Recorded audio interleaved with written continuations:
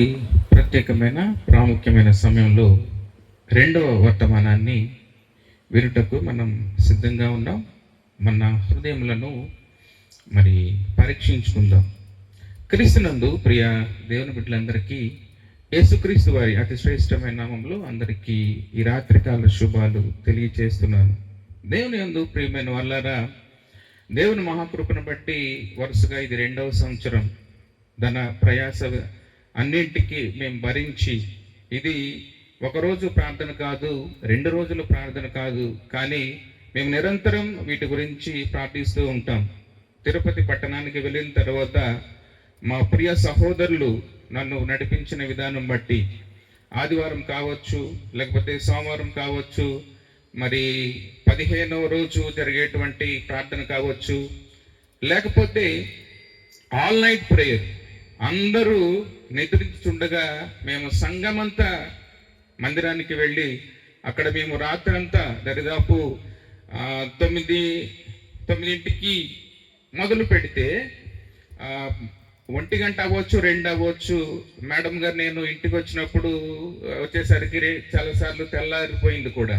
చిన్నపిల్లల్ని తీసుకెళ్ళలేక ఇంట్లోనే ఉంచి మరి దేవుని మహాకృపను బట్టి ఎంతగానో కాపాడాడు ఇప్పటి వరకు కూడా. మరి అలాంటి పరిస్థితుల్లో మనం ఒక్కరమే రక్షణ పొందితే కాదు, కానీ మనము కూడా ఇప్పుడు సార్ అదే చెప్పారు మనకి, జాన్ బాబు గారు, ఆత్మీయ మేల్కొల్పు అది ఒక్కడితోనే పరిమితం కాకుండా అందరికీ ఆత్మీయ మేల్కొల్పు అవసరం. ఇప్పుడు మనకి ఏమీ తెలియదు, అయితే తీర్పులోనికి తీసుకురాబడినప్పుడు అది అప్పుడు అర్థమవుతుందన్నమాట. అట్టి పరిస్థితుల్లోకి మనల్ని వెళ్ళనివ్వకుండా ఆత్మీయంగా మేల్కొల్పేటువంటి సభలే ఆత్మీయ మేల్కొల్పు సభలు. హల్లెలూయా. ఇది నా ఒక్కడితోనే అయ్యేది కాదండి. నేను పాస్టర్ గారిని ఇన్వైట్ చేసినప్పుడు మరో మాట పలకలేదు, ఎందుకంటే నేను కూడా సార్కి శిష్యుణ్ణే. అక్కడ ఎన్నో పరిచర్యలు చేశాం, చాలా ప్రదేశాలు తిరిగాం. నాకు అక్కడే ఒక పురికొల్పు అనేది కలిగిందని చెప్పడంలో ఎంత మాత్రం అతిశయం లేదు, మరి ఏమి డౌట్ ఏం లేదని చెప్పగలను. అక్కడ దాన్ని కొంచెంగా దాన్ని విస్తరించుకుంటూ కొంచెం వెళ్ళడం జరిగింది. నేను ముందుగా పెద్ద పెద్ద మీటింగ్స్లో పాటలు పాడుతూ ఉండేవాడిని. అట్లా జరుగుతున్నటువంటి క్రమంలో మేడం గారు ఏం చెప్పారంటే, పాటలే కాదు, కొద్దిగా సువార్తను బోధించడం, మాటలను విత్తడం, ప్రభుని మాటలు చాలా మందికి తెలియజేయడం కూడా మంచిది, అది అవసరత అయ్యింది అనేటువంటి విషయాన్ని నాకు ప్రేరేపించినప్పుడు నేను కూడా ప్రేరేపించబడ్డాను. నేను బైబిల్ స్టడీ ఒక 3 సంవత్సరాల నుంచి ఇంకా చేస్తూనే ఉన్నాను, ఇంకా జరుగుతూనే ఉంది.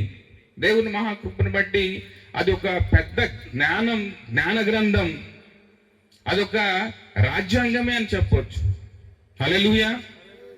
మరి దానిని గురించి కొన్ని వాక్యాలు, మనం విశ్వాసంలో ఎలా ఉండాలో నేర్చుకునేటువంటి విషయాలు, అసలు ఎందుకు ఈ మీటింగ్స్ చెప్పాలి అనే దాన్ని ఒక రిఫరెన్స్ చూపించి మరల నేను నా పాఠంలోనికి వస్తాను.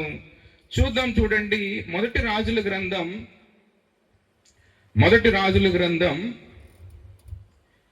18వ అధ్యాయము. మొదటి రాజుల గ్రంథం 18వ అధ్యాయము 42వ వచనం. ఆహాబు భోజనము చేయబోయెను గాని ఏలియా కర్మేలు పర్వతం మీదకు పోయి నేల మీద పడి ముఖము మోకాళ్ళ మధ్య ఉంచుకుని. చాలండి. ఏమండి, ఆహాబు ఒక రాజు, ఇశ్రాయేలీల్ని పరిపాలించాల్సినటువంటి రాజు ఎక్కడికి వెళ్ళాడు? భోజనం చేయడానికి వెళ్ళాడు. మరి ఏలియా ప్రవక్త ఏం చేస్తున్నాడు? మోకాళ్ళుని ప్రసవ వేదనతో ప్రార్థిస్తున్నాడు. అయ్యో, 3.5 సంవత్సరాలుగా చుక్క వర్షం లేదు, ఒక్క బిందు మంచైనా లేదు, నా జనుల పరిస్థితి ఏంటని ఆహాబు చేయవలసినటువంటి పని ఏలియా చేస్తున్నాడండి. ఆ పనే మా మీద ఆ భారం మా మీద ఉంది కనుకనే ప్రయాసలకు హెచ్చించి ఈ మీటింగ్స్ ఏర్పాటు చేయడం అనేది జరిగిందని నేను తెలియజేస్తున్నాను. హల్లెలూయా. అలాగే నా ముఖ్య ప్రసంగంలోనికి వస్తున్నాను, పాఠంలోనికి. మిమ్మల్ని ఈ రాత్రికాల సమయంలో ఒక ఊరికి తీసుకెళ్ళడానికి ఇష్టపడుతున్నా. ఎక్కడికండి? ఒక ఊరికి. అయ్యో, అదేంటి మాస్టర్ గారు, మేమున్నది ఊరు కాదా, మళ్ళీ ఇక్కడి నుంచి ఇంకెక్కడికో తీసుకెళ్తున్నావేంటి అని అనొచ్చు మీరు కదా. సపోజు నూజివీడు అనే ప్రాంతానికి ప్రత్యేకత ఏముంటుంది? ఎవరు చెప్పట్లా? ఏమండి? మామిడి పండ్లు అనేది ప్రత్యేకత, అవునా? నూజివీడు అంటే మామిడికాయలకి ప్రత్యేకత. అలాగే మిమ్మల్ని ఒక ఊరికి తీసుకెళ్తాను, అదే సారేపతు. చెప్పండి అందరూ, సారేపతు. మరి సారేపతు అంటే ఏంటి? మనం ఎందుకు వెళ్ళాల్సింది సారేపతుకి? చెప్పట్లా ఎవరు? ఎవరు ఊరు? ఆ ప్రవక్త ఉన్న ఊరు. ఏ ప్రవక్త? ప్రవక్త ఉన్న ఊరు. ఆ ఏలియా ఎక్కడి నుండి వచ్చాడు? ముందు ఆయనకున్నటువంటి విశ్వాస పరీక్షలేంటి అవి మనం తెలుసుకోబోతున్నాం. ఏలియా వంటి అగ్ని ప్రవక్తకే అన్ని పరీక్షలు ఉంటే నేనా పరిస్థితి ఏంటండి? విశ్వాసంలో రోజు రోజుకు పెరగాల్సింది పోయి విశ్వాసంలో రోజు రోజుకి మరుగుజ్జులు అవుతుంటే మనకి మేల్కొల్పు ఎలా జరుగుద్దండి? నామమాత్రం క్రైస్తవులుగా ఆదివారం జరిగే 1.5 గంట ప్రార్థనలో లేదా అరగంట ప్రార్థనలోనే ఉండి మళ్ళీ ఆరాధనకి ఆదివారం వెళ్తే నీకు నాకు మేల్కొల్పు ఎక్కడ జరుగుద్ది? అందుకే ఈ టైటిల్ తీసుకున్నాం మేము. ఇప్పుడు మనం నేర్చుకునేటువంటి విషయాలు చూద్దాం. చూడండి, అక్కడ మొదటి రాజుల గ్రంథం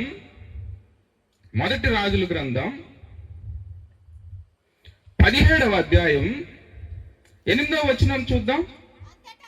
అంతటా యెహోవా వాక్కు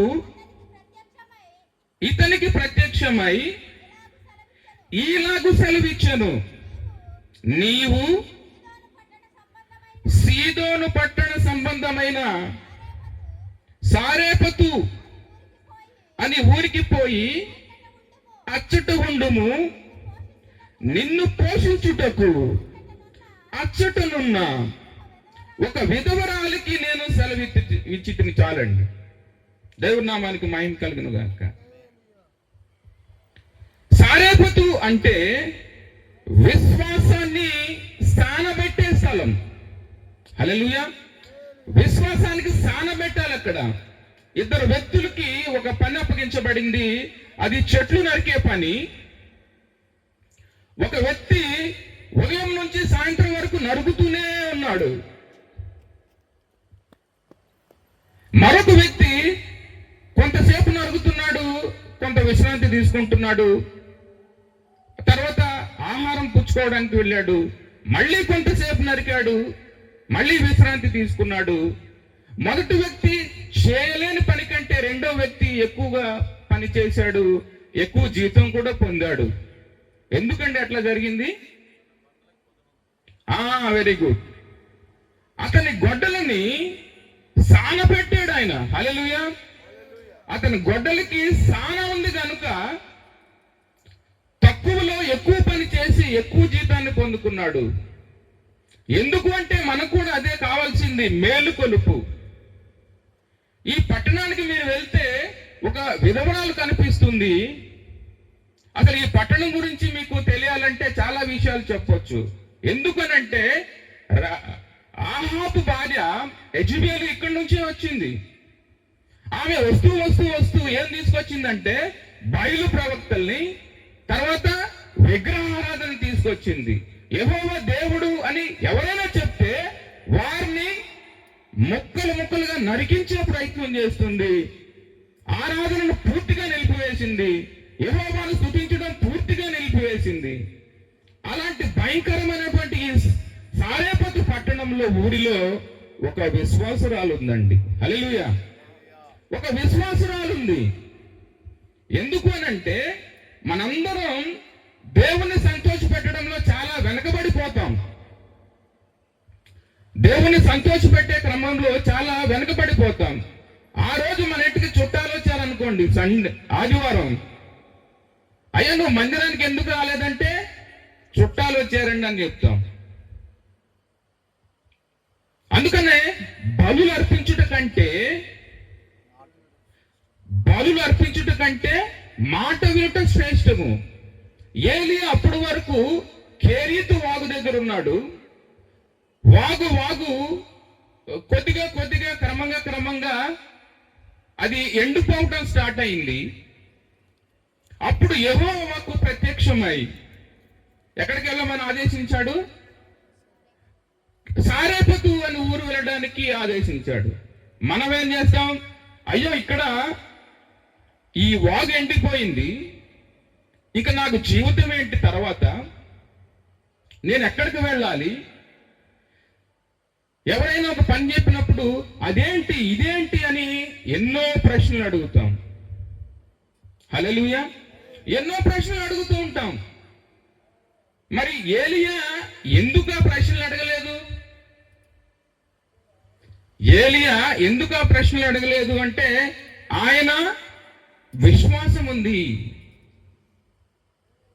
ఆయన ఒక విశ్వాసాన్ని పరీక్షిస్తున్నప్పుడు కూడా పరీక్ష గుండా వెళ్ళడానికి ఇష్టపడుతున్నాడు. అండ్ నేనేంటంటానంటే మనల్ని పోషించడానికి లేదా మనకు సహాయం చేయడానికి ఎవరినో ధనవంతులు పంపించక్కర్లా. మనం అందరం అనుకుంటాం ఎవరైనా ధనవంతులు పంపిస్తారేమో మన జీవిత గతులు మెరుగుపడడానికి అనుకుంటాం. లేదండి, ఇక్కడ ఎవరిని పంపించా? అప్పటి వరకు ఏలియా ఎలా పోషించబడ్డాడు? కాకుల ద్వారా. ఆయన కాకులకు ఆజ్ఞాపించాడు, రొట్టె మాంసము. మనమైతే ఏం ఆలోచిస్తామంటే ఎవరైనా మన దగ్గరికి వచ్చినప్పుడు వీడి వల్ల ఏమవుద్ది, లేకపోతే అతని వల్ల ఏమవుద్ది అని ఎన్నో ఆలోచనలు పెట్టుకుంటామండి. అంటే మనకు ఉండాల్సిన విశ్వాసంలో మినిమం కూడా లేదు అని అనుకోవచ్చు అన్నమాట. దేవుడు మనకు సహాయం చేయాలంటే ఏదో ఒక పెద్ద డబ్బున్న వ్యక్తినో పలుకుబడి ఉన్న వ్యక్తినో పంపిస్తాడు, మనకు సహాయం చేస్తాడు అని అనుకుంటాం. లేదండి, ఏలియా సారేపతు విధవరాలని పోషించడానికి లేకపోతే సారేపతు విధవరాలు ఈమెను ఏలియాను పోషించడానికి ఆమె దగ్గర డబ్బు ఉందండి. మరి 10 ఎకరాల పొలం ఉందా? 10 కాసులు బంగారం ఉందా? లేదు. ఏలియాకు పరీక్షల మీద పరీక్షలు. అక్కడ కేరీతు వాగు దగ్గర పరీక్షలు ఉంది. తర్వాత అక్కడ నుంచి మళ్ళీ ఎక్కడికి వెళ్ళమని అడిగాడు? సారేపతు అక్కడికి. ఎందుకు అనంటే దేవుని ఆలోచనలు మన ఆలోచనలు కావండి. దేవునికి ఒక ప్రత్యేకమైన ప్రణాళిక ఉంటుంది నీ మీద, నా మీద. ఆ ప్రణాళికలోనే దేవుడు పనిచేస్తాడు. అయితే ఆ ప్రణాళికలోనికి రావడానికి మనం ఏదేదో ఆలోచిస్తూ ఉంటాం. నాకెందుకు ఇలా జరుగుతుంది? ఆయన అబ్రహాముని ఏమని చెప్పాడు దేవుడు? నీ తండ్రిని విడిచి, నీ దేశమును విడిచి, నీ రక్త సంబంధులను విడిచి లేచి. ఇక్కడ ఈయన్ని కూడా, ఏలియాను కూడా ఏమన్నాడు? నువ్వు లేచి అంటే విశ్వాసంలో లేచి.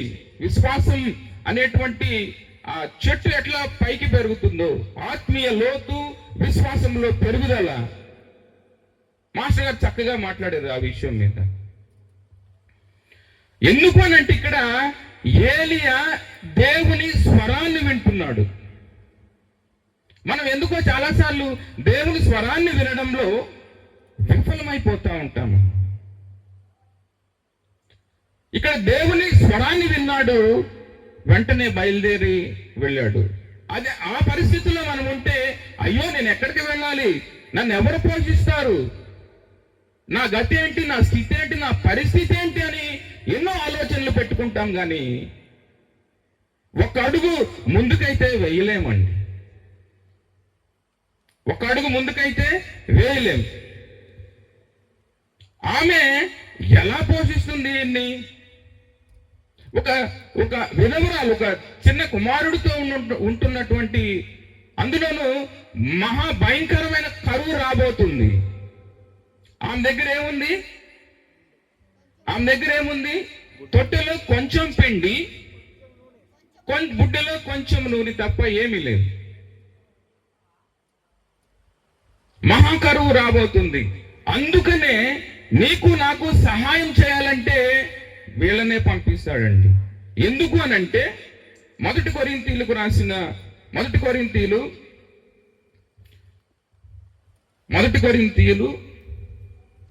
1వ అధ్యాయం 27వ వచనం మనం చూసినప్పుడు, ఏ శరీరియు దేవుని ఎదుట అతిశయింపకుండునట్లు జ్ఞానులను సిగ్గుపరచుటకు లోకములో నుండు వెర్రి వారిని దేవుడు ఏర్పరచుకున్నాడు. హల్లెలూయా. వీళ్ళతోనే మనకి సహాయం జరుగుతుంది. ఆనాడు అపవాది కుయుక్తి చేత ఆదాము అవ్వను మోసపరిచాడు. అందుకని యేసుక్రీస్తు ప్రభువారు వెర్రివారిని, జాలర్లను ఎంచుకుని ఎంత సువార్థికులకు తయారు చేశాడు. సాతానుకి దెబ్బ మీద దెబ్బ కొట్టాడు. హల్లెలూయా. జ్ఞానవంతులను ఎంచుకోవాలి ఆయన. సోమరుల్ని, జాలర్ని ఎంచుకుని, ఎందుకంటే మనం ముందుకెళ్తే తెలుస్తుంది. ఎందుకంటే ఇంక వాళ్ళు అనుమానించరు, క్లాజులు సబ్ క్లాజులు చూడరు.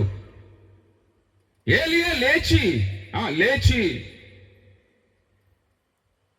మనం ఇంకా ముందుకు చూస్తే ఏలియాకి అనుమానం ఏమి రాలేదు. లేచాడు, ఏం ప్రశ్నించలేదు, బయలుదేరి వెళ్ళాడు. నీవు లేస్తున్నావా విశ్వాసం అనేటువంటి నడకలో? నాకు గుర్తొస్తుంది, పోయినసారి నేను మాట్లాడిన అంశం విశ్వాసంలో, క్రీస్తులో నిలకడ, విశ్వాసంలో స్థిరత్వం. నాకైతే తెలీదు మీరు ఎంతవరకు స్థిరులుగా ఉన్నారు. ఎవరికైనా గుర్తుందండి పోయినసారి నేను మాట్లాడిన అంశం?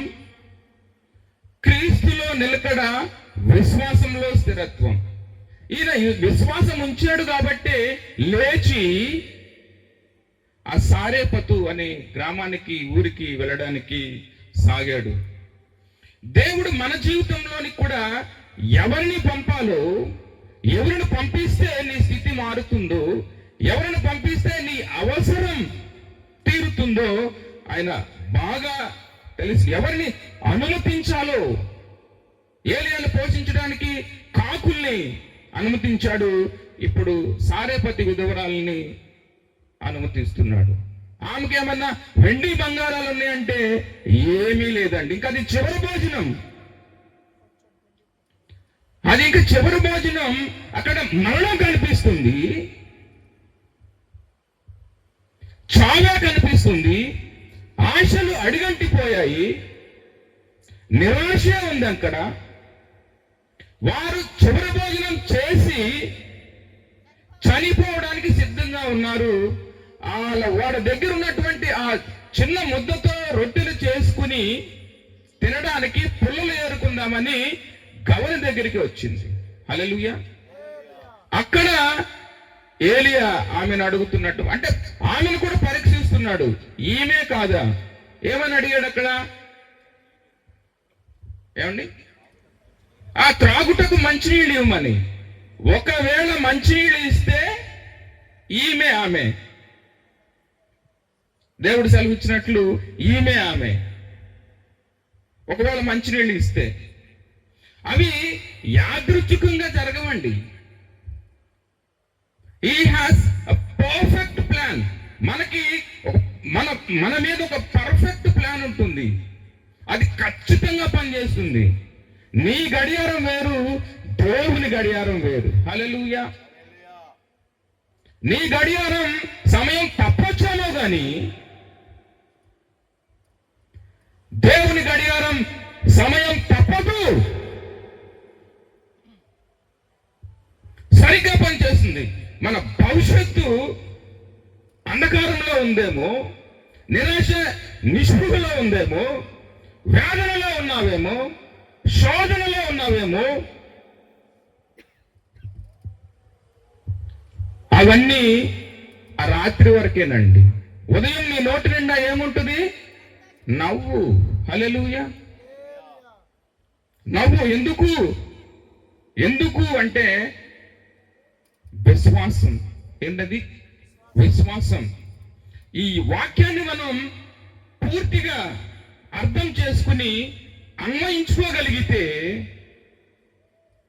నిజంగా మన జీవితాలు సాధారణ నుండి అసాధారణంకి మార్చగల సత్తువగలిగిన సమర్థుడు మా దేవుడు. హల్లెలూయా.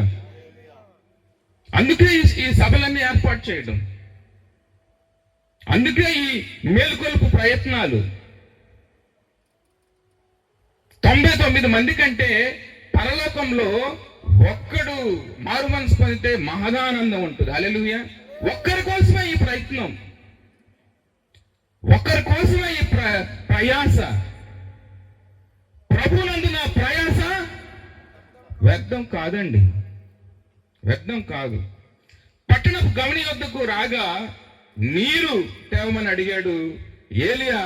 ఆమె కాదని. ఎందుకంటే ఏలియా ఆత్మ వివేచన కలవాడు. హల్లెలూయా.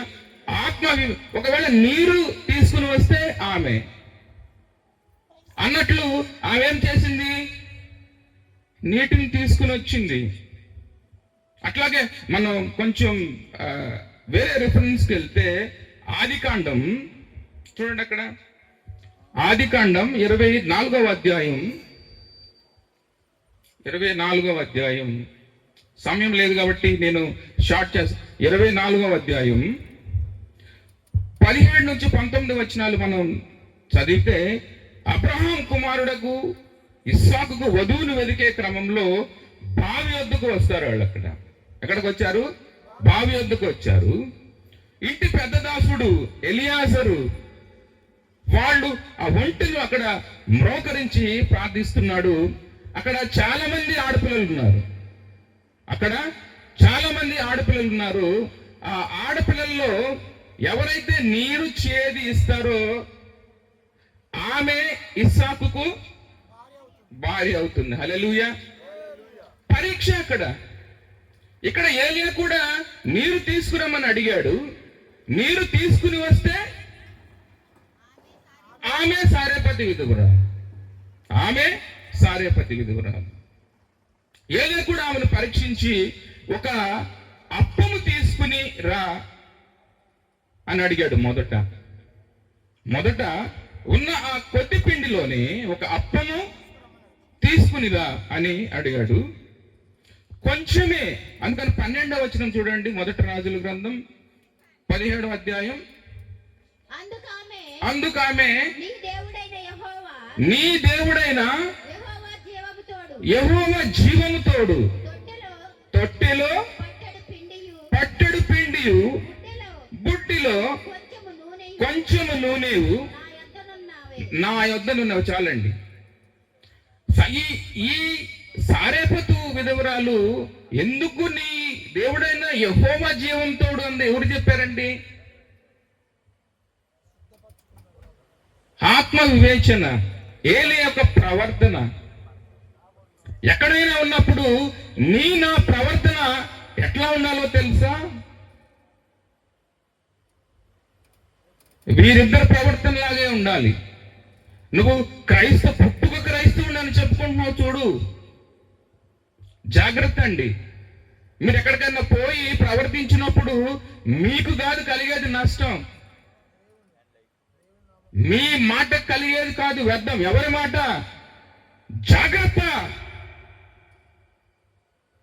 ఆత్మ వివేచన కలిగి నీ దేవుడైన యెహోవా తోడు అంటే, నా దేవుడు యెహోవా అని ఏలియా ఏమన్నా నాకు చెప్పాడా? చెప్పలేదండి. అమ్మా, నా దేవుడు యెహోవా నన్ను నీ దగ్గరికి పంపించాడు అని చెప్పకుండానే ఈమెం చెప్తుంది? నీ దేవుడైన యెహోవా జీవం తోడు. యెహోవా జీవం తోడు.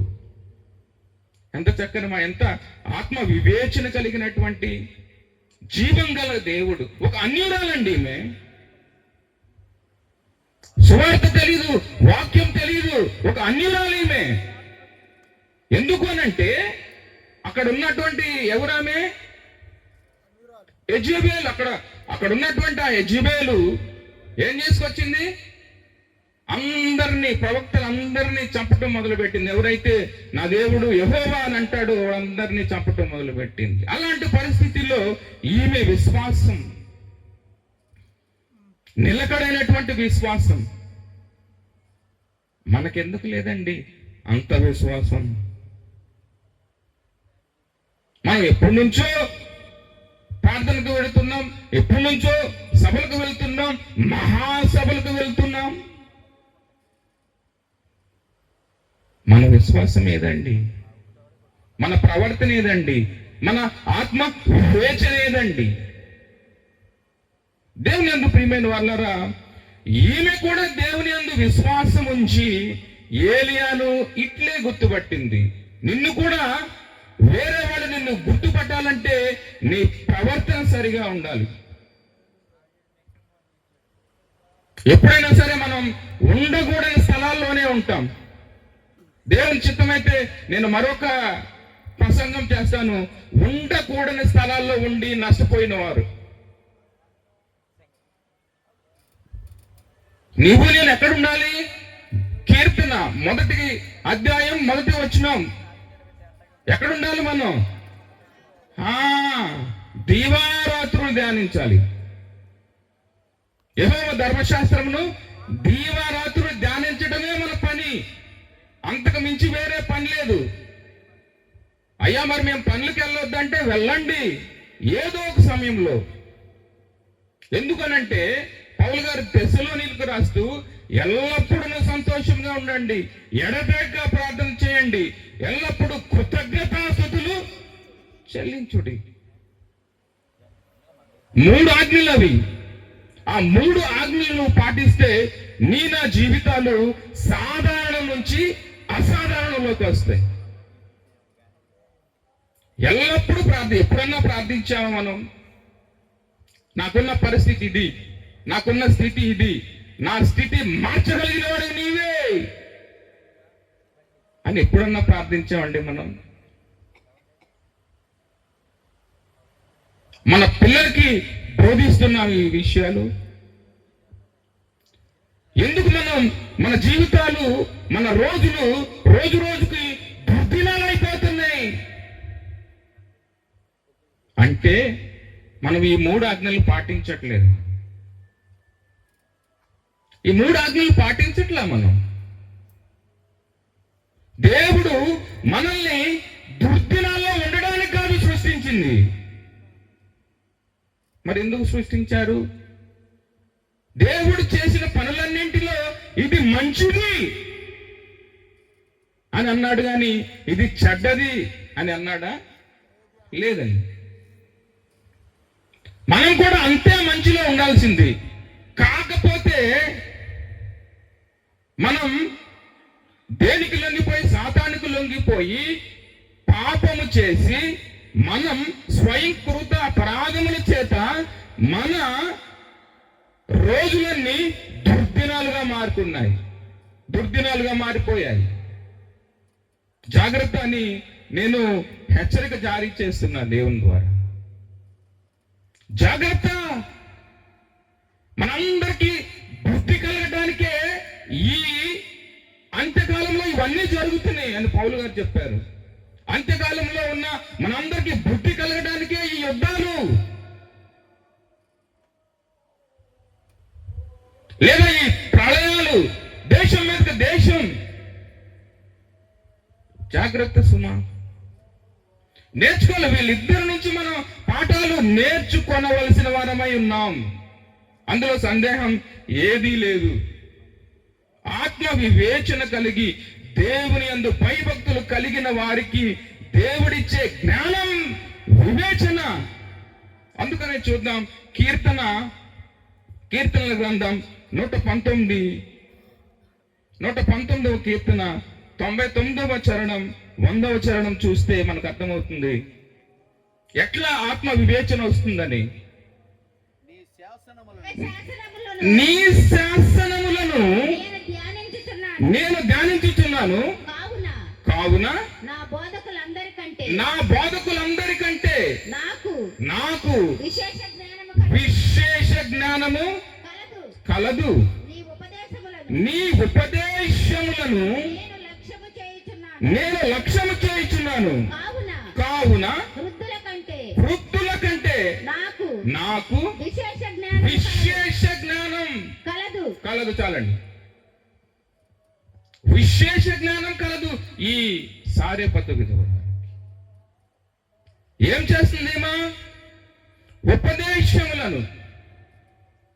అంటే ఇక్కడ ఏలియాని చూడంగానే అవును ఇతను ప్రవక్తే, నీ దేవుడైనా యెహోవా జీవంతోడు అని అనగలిగేసిందండి. Face is the index of mind అంటాం. అంటే ముఖం చూడంగానే మొత్తం స్టడీ చేయొచ్చు. మనం స్టడీ చేయొచ్చు ఫేస్ చూడంగానే. మేము చావక ముందు ఇవి సిద్ధం చేసుకోవాలి. తొట్టెలో పట్టెడు పిండి, నూనె గాని. ఇక్కడ మనం 2 విషయాలు ధ్యానం చేయాల్సిన అవసరం ఉంది. ఆశలు అడిగంటిపోయాయి పూర్తిగా. ఆశలు ఏమైనాయి?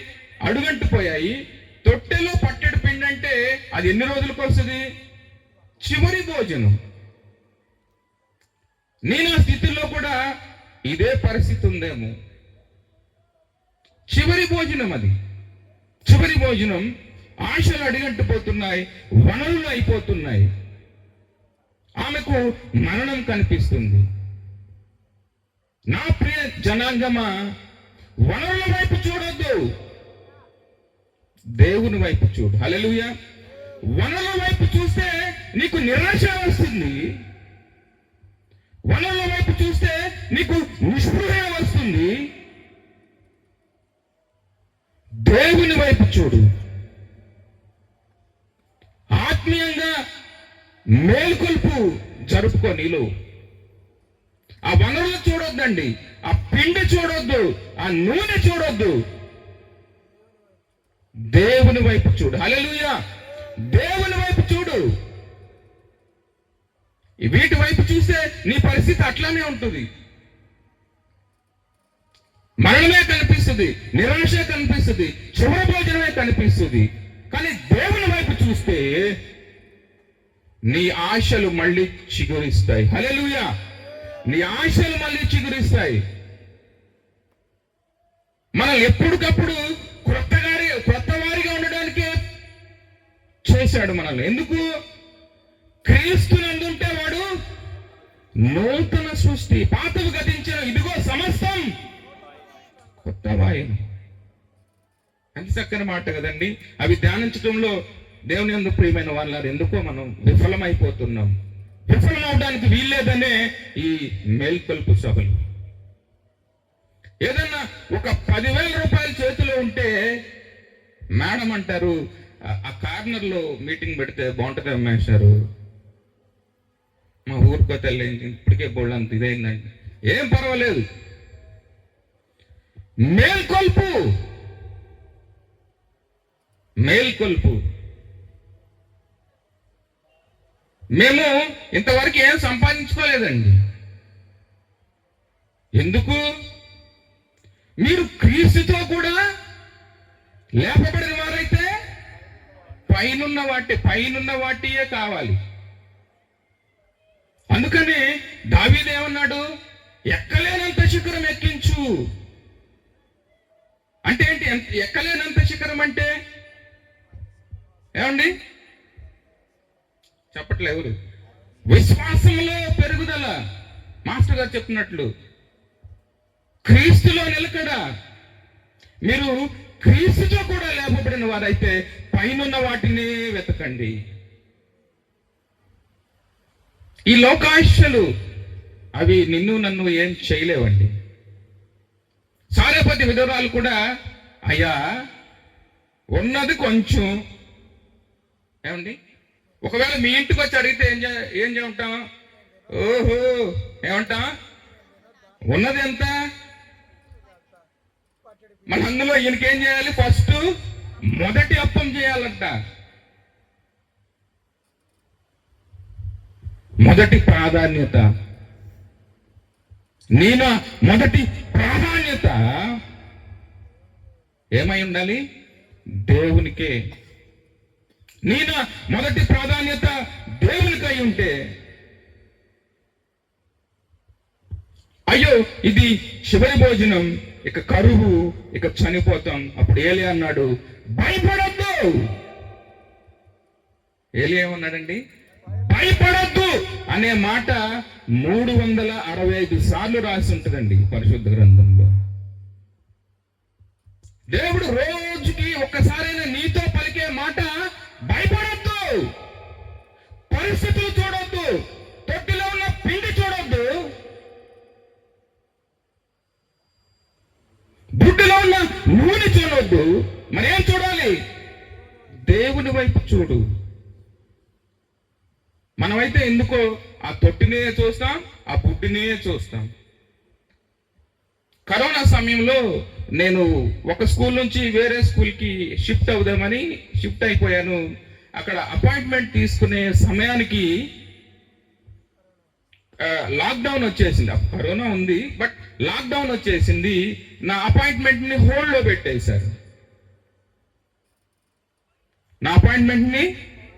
పెట్టేశారు. అక్కడ శాలరీ లేదు, ఇక్కడ శాలరీ లేదు.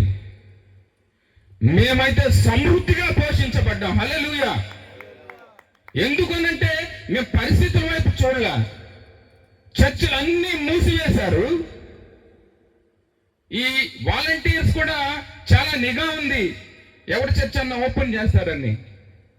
దేవుని మహాకృపను బట్టి మా ఇంటి ఓనర్స్ వాళ్ళు భయపడి ఎక్కడికో పారిపోయారు తోటలోకి.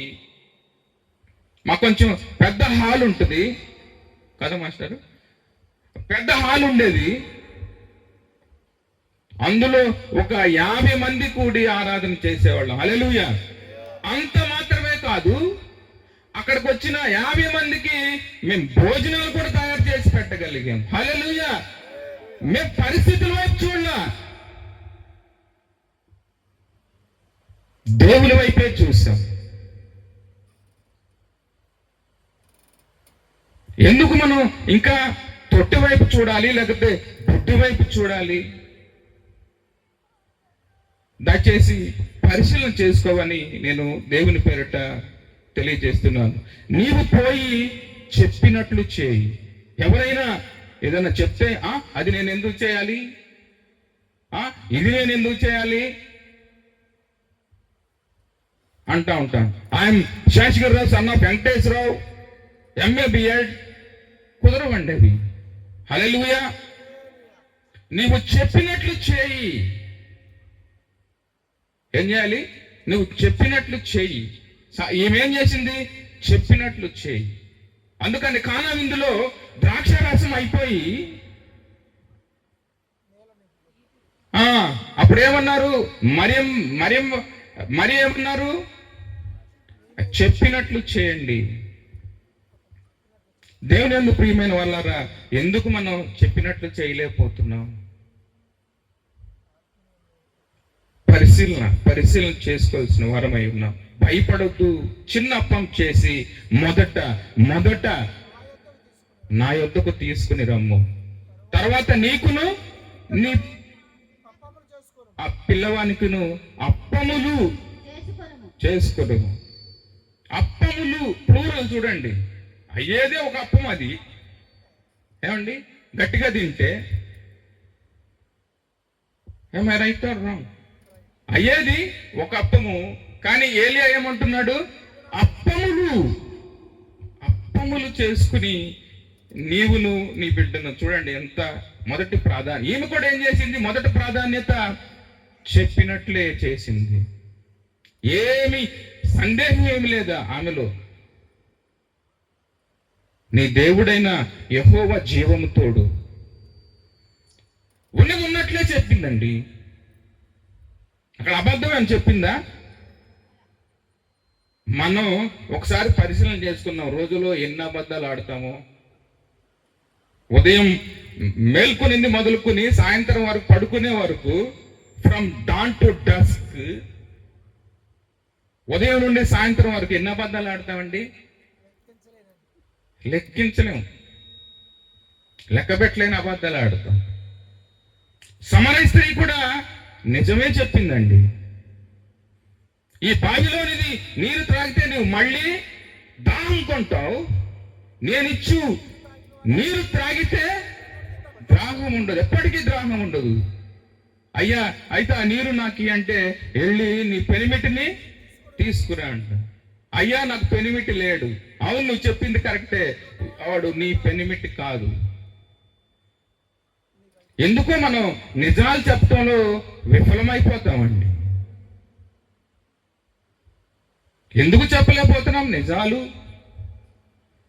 సమరయ స్త్రీ నిజమే చెప్పింది, సారెపతు విధవరాలు నిజమే చెప్పింది. తప్పిదములు దాచువాడు వర్ధిల్లడు, ఒప్పుకొని విడిచిపెట్టువాడు కనికరం. అన్నీ తెలుసు మనకి, అన్నీ తెలుసు అండి. దేవునికి ప్రథమ ప్రాధాన్యం ఇవ్వాలి. గుడ్డు వైపు చూడలా, నూనె వైపు చూడలా, మొదట అన్నాడు ఏలియా. మొదటి ప్రాధాన్యం ఇచ్చింది. ఎందుకో మనం దేవునికి మొదటి ప్రాధాన్యం ఇచ్చే విషయంలో విఫలము అయిపోతున్నాం. రోజు రోజుకి విశ్వాసంలో నిలకడ లేదు, స్థిరత్వం లేదు. రోజు రోజుకి ఆత్మీయతలో మేల్కొల్పు లేదు. మన టైటిల్ ఏంటి? మేల్కొందాం. ఇదిగో ఆయన వచ్చుచున్నాడు, ఆలస్యం లేదు. ఆయన వచ్చుచున్నాడు, నా క్రియలకు తగిన ఫలితం ఇస్తాడు. ఇంకా ఆలస్యం లేదు. నువ్వు లేచి సారెపతుకు వెళ్ళు. మనం ఏలియాకు దేవుని నడిపింపు నంబర్ 1, విధవరాలకు దేవుని నడిపింపు, ఒక క్రమశిక్షణ కూడా నేర్పుతున్నాడండి దేవుడు మనకి.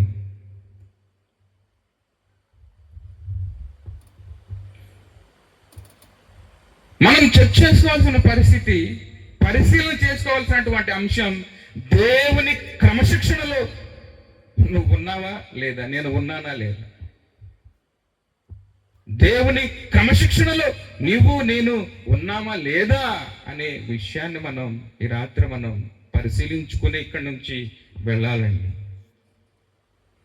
ఆశలు అడిగంటిపోయినా పర్వాలేదు, నీకు వనరులు ఏమీ లేవా పర్వాలేదు, దేవునికి మొదటి ప్రాధాన్యత ఇవ్వు. ఒక స్వరం రోజుకు ఒకసారైనా నీకు వినిపించే స్వరం, భయపడవద్దు. ఎన్నిసార్లు రాసింది? 3. సంవత్సరానికి ఎన్ని రోజులు? మరి ఇంకేలా భయం? ఎందుకు మీరు వనరులు ఇంకా చూస్తున్నారు? రిసోర్సెస్ అయిపోయాయి, ఏమి లేవండి. ఇంకా నా పని అయిపోయిందండి. శూన్యం నుండి సమస్తం చేయగలిగిన సమర్థుడు నీ నా దేవుడు. హల్లెలూయా. మరి భయం ఎందుకు, సందేహం ఎందుకు, సంశయం ఎందుకు? కొద్ది పిండి మొదట ఒక అప్పము చేసి తర్వాత నీకు నీ బిడ్డలకు అప్పములు చేసుకో. ఆ 14వ వచనం ఒకసారి చదువుదాం. భూమి మీద యెహోవా వర్షము కురిపించు వరకు ఆ తొట్టెలో ఉన్న పిండి తక్కువ కాదు, బుడ్డలో నూనె అయిపోదు. హల్లెలూయా. చాలండి. వారు అనేక దినముల వరకు భోజనం చేస్తూ వచ్చారు. వారే కాదు, వారు ఇరుగు పొరుగు వారు కూడా. హల్లెలూయా. ఇరుగు పొరుగు వారు కూడా అనేక దినములు. అక్కడ ఉన్నది ఎంత? అదండి ఆశీర్వాదం.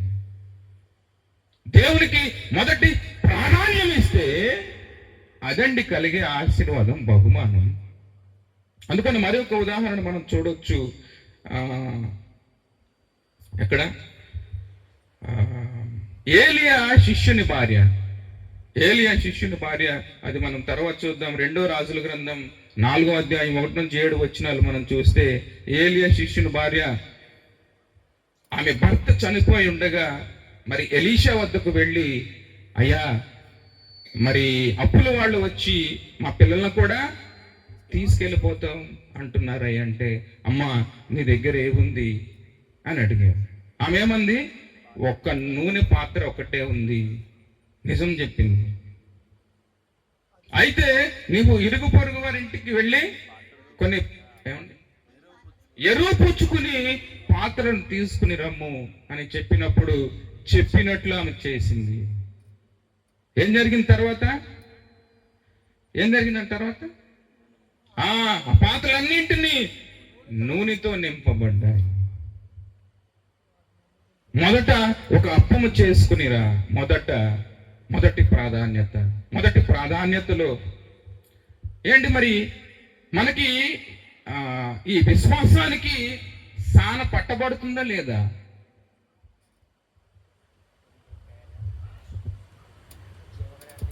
ఈ విశ్వాసానికి సాన పట్టే స్థలం సారేపతు అనొచ్చా లేదా? అనొచ్చు.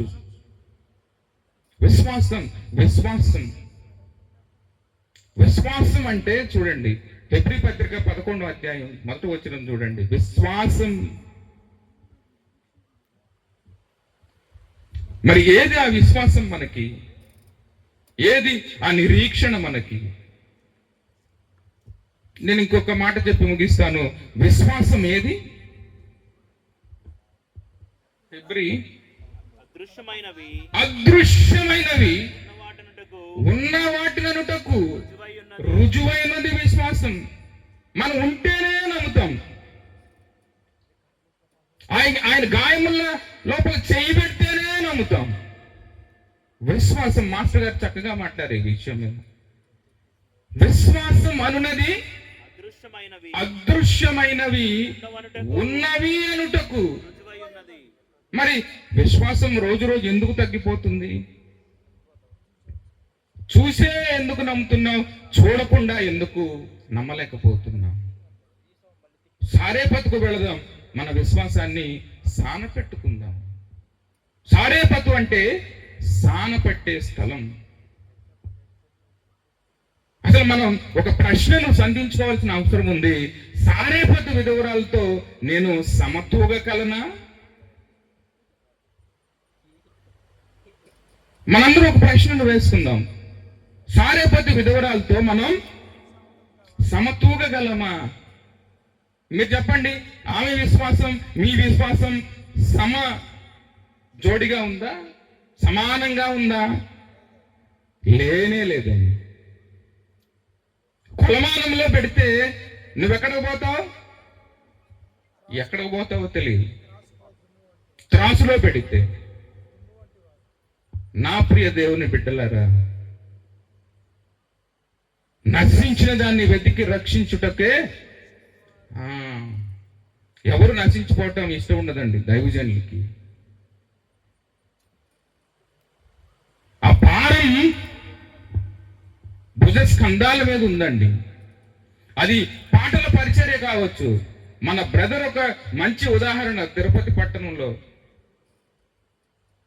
అంత అన్య మతస్థులు మధ్య ఉంటున్నప్పుడు కూడా విశ్వాసాన్ని ఎప్పుడూ సడలించుకోలేదు. చాలా మంది రోగులు వస్తూ ఉంటారు. వారికి పరిచర్య చేసి చేసి చేసి ప్రేమను చూపి చూపి చూపి, ఎందుకు అనంటే దేవుడు ప్రేమామయుడు. హల్లెలూయా. గాడ్ ఈజ్ లవ్ అంటాం. మరి ఏది ఆ ప్రేమేది? అందుకని ఎఫెసీ సంఘానికి రాస్తూ, నీ మీద ఒక నింద మోపవలసి ఉంది, ఆ మొదటి ప్రేమను మర్చిపోయావు. నువ్వు ఓన్లీ జీవించుచున్నావన్న మాట ఉంది, కానీ మృతుడువే. మనం మృతుడువే. మృతుల్లో నుంచి మళ్ళీ జీవమును కలిగించటానికి ఆయన మాట మనందరం వినాలండి. మనం ఆయన మాటలు వినాలి. యథార్థంగా ప్రవర్తించడం నేర్చుకోవాలి. యథార్థంగా. అందుకనే 84వ కీర్తన 11-12 చరణాలు మనం చూసినప్పుడు సమయం లేదు కాబట్టి, యథార్థంగా ప్రవర్తించే వారికి ఆయన ఏ మేలు చేయక మానడు. హల్లెలూయా. యథార్థతే కొలమానం క్రైస్తవునికి. నిరీక్షణే కొలమానం క్రైస్తవునికి. రక్షణ, మారు మనసు అంటే వ్యాపారాల్లో వృద్ధి, లేకపోతే ఎకరాలు కొనడం, ఆస్తులు అంతస్తులు కాదు. నిరీక్షణే, యథార్థతే క్రైస్తవుడికి కొలమానం. విశ్వాసమే క్రైస్తవునికి కొలమానం. క్రైస్తవుని క్రీస్తుని కలిగి ఉన్న క్రైస్తవ్యం ఈ రోజుల్లో కనుమరుగైపోతుందండి.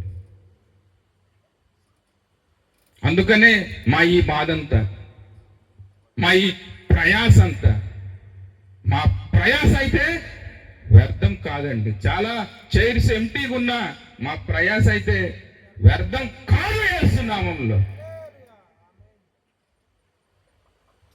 ఒక ఆత్మ చాలు. ఇక్కడ కొన్ని ప్రాముఖ్యమైన విషయాలు మనం నేర్చుకోవాలి. దేవుని నడిపింపు. హల్లెలూయా. దేవుని నడిపింపు. ఏలియాని నడిపించాడు అక్కడికి. దేవుని క్రమశిక్షణ అంటే డెఫినేషనే తెలియకుండా పోతుంది ఈ రోజుల్లో. మా టీచర్స్ అంటే మాకు ఇప్పటికీ భయమే. మొన్న మా సోషల్ టీచర్ గారు మా ఇంటికి వస్తే, నేను మేడం అంటే, రే ఏంట్రా ఇంకా అంటున్నారు. లేదు మేడం అంటే, పర్వాలేదు కూర్చోరా వచ్చి నా పక్కన అంటే, లేదు. క్రమశిక్షణ, దేవుడిలో క్రమశిక్షణ, దేవుడు మనకు నేర్పే క్రమశిక్షణ ఎక్కడికి వెళ్తుందండి? దేవుని ఏర్పాటు ఇది. నేను నాకు వచ్చిన ఏర్పాటు చేసుకోవాలా? ఇక్కడ నాకు నేనుగా ఏర్పాటు చేసుకుంటే వేరే కార్యక్రమాలు ఏర్పాటు చేసుకోవచ్చు. హల్లెలూయా. వేరే కార్యక్రమాలు ఏర్పాటు చేసుకోవచ్చండి. దేవుని ఏర్పాటు, దేవుని నడిపింపు, దేవుని క్రమశిక్షణ, దేవుని నడిపింపు. పిండిని చూడొద్దండి, ఆ బుడ్డిలో ఉన్న నూనె చూడొద్దండి. అబ్రహాము ఇస్సాకు అబ్రహాంతో అంటాడు, అయ్యా గొర్రెపిల్ల ఏది? హల్లెలూయా. ఆ కొండ ఎక్కుతూ, అయ్యా అన్ని కట్టెలున్నాయి, అగ్ని నిప్పు ఉంది, అన్ని ఉన్నాయి, మరి గొర్రెపిల్ల ఏది అన్నప్పుడు అబ్రహాం ఏమన్నాడు? యెహోవా ఈరే చూచుకొనును. హల్లెలూయా. యెహోవా ఈయనే చూచుకొనును. ఎందుకండి పరిస్థితుల వైపు చూస్తారు? ఎందుకండి పిండి వైపు చూడాలి? ఎందుకండి ఆ నూనె వైపు చూడాలి?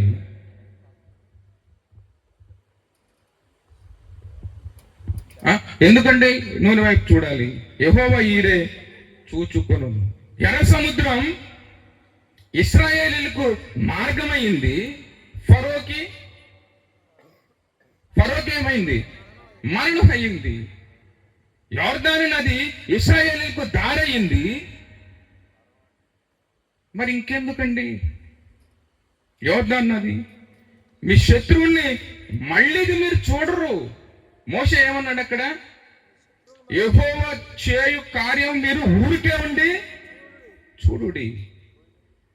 ఎందుకండి అది అల్ప విశ్వాసం? ఎందుకండి అల్ప విశ్వాసం? ఎందుకండి ఇంకా మనం బుడ్డ వైపు చూడాలి, ఆశల వైపు, అడుగంటిన ఆశల వైపు? నీ నా జీవితాల్లో ఆశలు అడుగంటికి పోతే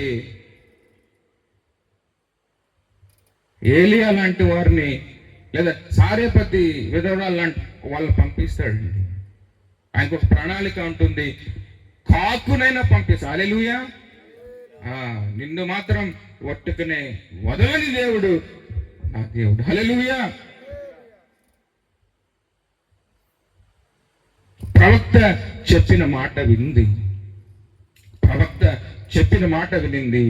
మొదటి ప్రాధాన్యత దేవునికి ఇచ్చింది. వారు అనేక దినములు భోజనము చేయించు వచ్చింది. ఇప్పుడు మన విశ్వాసానికి సారేపతు ఒక ప్రదేశం, ఒక సాన పట్టే స్థలం. హల్లెలూయా. మనం కూడా మన విశ్వాసాన్ని రోజు రోజుకు సాన పట్టుకోవాల్సిన అవసరం ఉందని తెలియజేస్తూ, మరి నాకు ఈ అవకాశం ఇచ్చిన పెద్దలందరూ, దైవజనులు, వాళ్ళందరూ పెద్దలు అయినా కూడా నన్ను ప్రేమించి మీరు కూడా కొన్ని విషయాలు మాట్లాడండి అన్నప్పుడు మరి మాట్లాడడం జరిగింది. మరి మన విశ్వాసానికి ఇప్పటి నుంచి అన్నా సాన పెట్టుకుందామా లేదా? సాన పెట్టుకొనవలసిన వారమై ఉన్నాం. మనం పెట్టుకొనవలసిన వారమై ఉన్నాం. ఇంకా దాన్ని విడవడానికి వీలు లేదండి. దేవుడి కొద్ది మాటలు మన కొరకు దీవించి ఆశీర్వదించును గాక. మరి ఎంతో శ్రద్ధతో, కొంతమంది ఏదో చాలా సీరియస్గా చూస్తున్నారు.